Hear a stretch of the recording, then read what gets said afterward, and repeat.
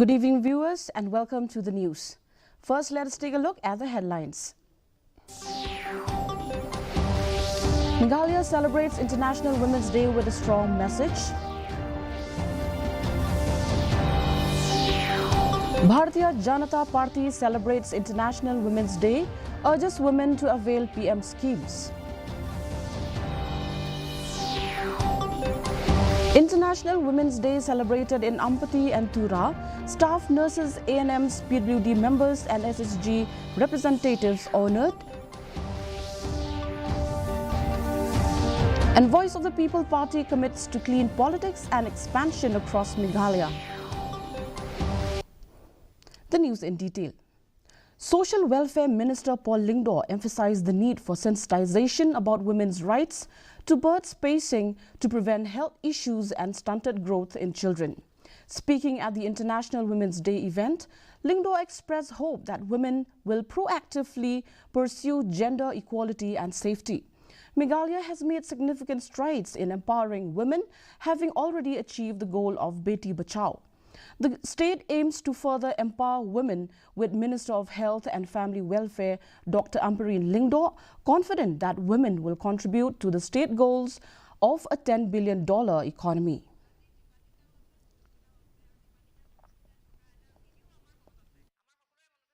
We are assured of gender equality. We are assured, and you as women, as girls, are assured of safety. Certainly, the state and her capital city of Shillong is one of the safest in the country, but we would like to ensure that we take that a notch further so that we become a living example of women's rights. Let us review this service. Are we able to accelerate growth firstly in our families? There is this fear that if a mother becomes engaged economically, there's going to be a compromise on child rearing. It's not true. Women are able to compartmentalize their time. Women are able to manage their time efficiently. In celebration of International Women's Day, the Bharatiya Janata Party Meghalaya unit organized a special gathering in Nongpo recognizing women's contributions and empowering them. Several women leaders, including Darihon Marbanyang and Suzuki Paryat, president of the Mahila Morcha Meghalaya, addressed the gathering. Paryat expressed gratitude for Prime Minister Narendra Modi's commitment to empowering women and improving their well-being. She highlighted various initiatives introduced by the central and state BJP leadership to empower women in Meghalaya. I play Yao Prime Minister Jumi Narendra Modi ji Haka Jiksa Jamu Baulala but Pikiri Kitay Haka Paul Badam Kiwi Party Pishio Eva can take in Kiev Shabrang Pishio E Hon yeah Yo yeah Down Bide Bandlong Kibashampang Banin Perkat Janai. International Women's Day was celebrated in Ampati and Tura with the theme Accelerate Action to promote gender equality.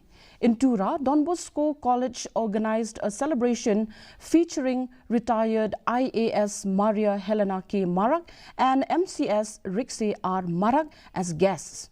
Dr. Barbara S. Sangma emphasized the importance of women's personal development and roles in various sectors. In Ampati, the Health and Family Welfare Department and MSRLS collaborated to organize a celebration at Baru Hall. Deputy Commissioner Hema Nayak stressed the need for collective efforts to advance gender equality. The event acknowledged contributions from staff nurses, ANMs, PWD members and SHG representatives. Literacy rate, be it labor force participation ratio, you see any different aspects, women have done fairly well in Meghalaya. Secondly, Meghalaya is one of the very few states where there is matrilineal society. where the land or the title comes from the mother and not from the father.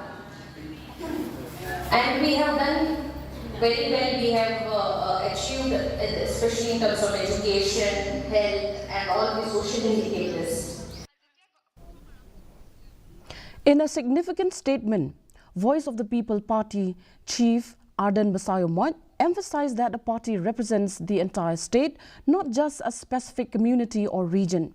As a state-recognized regional party, VPP is committed to clean politics and has plans to contest select seats in Garo Hills during the 2028 Assembly elections. Basayomoy highlighted the party's steady expansion, noting the increasing support from the Garo Hills region. He expressed confidence that VPP's vision of transparent and ethical governance would gain attraction across Meghalaya. You are aware of the fact that we are, diving into politics without depending much on money power and without the use of money power. And since our resources is very limited, we cannot organize the party in one go throughout the state. But we are gradually making inroads in Garo Hills, and we are also happy to get the feedback, the response from the Garo people that they are willing to join, to strengthen the party. So we will definitely try to reach gradually to every nook and corner of the state. International Women's Day was celebrated at Synod College and St. Anthony's College in Shillong. Synod College Women's Cell and Center for Historical Research organized the event at the college auditorium, where Lok Sabha MP Dr. Ricky A.J. Sinkon was the chief guest. A book titled Women Pathfinders of Meghalaya was also released during the event. Dr. Sinkon emphasized the importance of recognizing women's contributions worldwide and promoting gender equality. He committed to building an inclusive society with equal opportunities for women. St. Anthony's College also celebrated International Women's Day, hosted by the Women's Anti-Harassment Cell, Dr. Sara Kharbuli. The cell's coordinator highlighted the significance of the day in recognizing women's achievements and strength. It is indeed an opportunity for us present here to reflect on the progress that has been made towards gender equality, and we are all here to reaffirm our commitment to building an inclusive society where women have equal opportunities in all spheres of life. Okay, this International Women's Day actually is a day when we recognize the achievements and the unwavering strength of women. So here in our institution, we are acknowledging the contributions of women and also making them aware of their health. See, when we talk of women's health, it's not only physical and mental health, but it's also emotional and social health too. So having a camp side by side with the talks by the expert doctors, we are actually allowing the students to be aware of, cancer and about all these illnesses that they could prevent if it was detected. The National People's Youth Front, or the NPYF in Meghalaya, has commended the government's move to aid students through the Chief Minister's Scholarship Scheme. This scheme is expected to benefit around 80,000 students and will commence in the upcoming financial year. NPYF President Wailat Miki Shilla expressed gratitude to the Chief Minister for introducing this initiative despite several existing youth support schemes. To support students, the NPYF plans to establish help desk in Shillong, Giant Hills and Garo Hills to assist with the application process. Ya Chief Minister Badon Burom Jongi na konta ke initiative ke Jongi ban sedang ya keneka scholarship scheme ru thamai ke wi ai kateng ka Chief Minister scholarship scheme ha keneka scheme kumba ila yatho ha ka budget ba kumba 30,000 mut ki samkhon samla jongi kiban pendep ya ka matriculate lani ka class 10 kin yo ka jingyarap ka ba ndriu hajar shismem hadin bagi pendep ya ka class 10 te kan ne kan sedang na kan ne ka financial year kan. A help desk has been set up in the office of the Reboy Deputy Commissioner to facilitate public services and support. Deputy Commissioner Abhilash Baranwal emphasized that the help desk aims to make it easier for the public to access necessary services within his office. 2 personnel have been assigned to the help desk to assist the public, especially those from far-flung areas. A WhatsApp number 8131-811-911 has also been provided for the public to inquire about services needed in the office. This initiative is expected to enhance public convenience and accessibility to government services. Office, Deputy Commissioner Office, we have started this practice of help desk. 2 people are being dedicatedly appointed for the same. Anyone who comes to office and seeks any guidance regarding where is the revenue branch or for that matter establishment, anything, they can ask them. Secondly, they are being also provided a phone number. So if any person has any work with DC office and they require a follow-up, they can ask the concerned staff and over phone, and they can follow up so that the person so that the members of the public do not have to come to office again and again just for the same piece of work. They can get. The Shillong Mizo community recently celebrated Chapchar Kut, a vibrant festival showcasing their rich culture and unity, at the Usosotham Auditorium. Paul Lyngdoh, Minister of Tourism, Art and Culture, attended as chief guest, while the Deputy Resident Commissioner, Government of Mizoram, hosted the event. Lyngdoh highlighted the historical ties between the Mizo and Khasi communities, tracing their lineage to Southeast Asia and emphasizing their cultural similarities. This added a special touch to the festivities, reinforcing cultural identity and brotherhood.